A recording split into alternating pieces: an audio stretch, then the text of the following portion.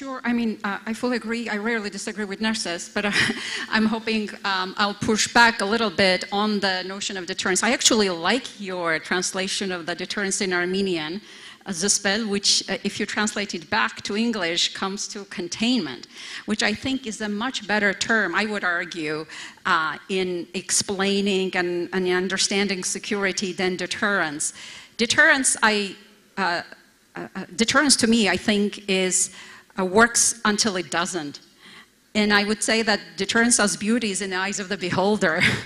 And the reason that I say this is that with the failure of Russia to provide Armenia support over its international borders, on the one hand, definitely, I mean, with the high cost, we've learned that the deterrence, that security architecture failed Armenia. But at the same time, I also am not convinced that the relative stability, if we could call it that, existed because of the Russian deterrence, of that security architecture, or perhaps because of the oil prices fluctuations that have kept Azerbaijan at bay.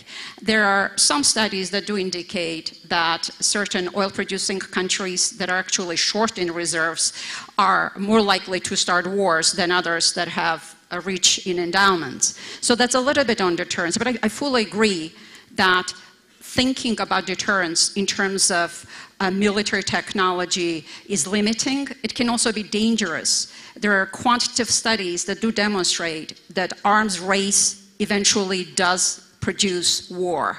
So it does have that effect, especially for small states, that is dangerous.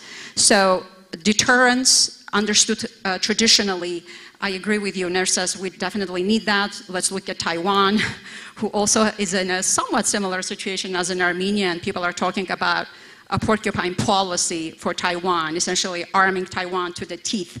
But even that might not be a guarantee, which is why I do think for countries like Armenia, small states, deterrence, the search for deterrence needs to be unfolded with a hard think of regional order building from below, which might mean for Armenia to actively, proactively creating as many diplomatic spaces of engagement with Azerbaijan as possible. It is crucial to drag that regime into the negotiation table and keep him there.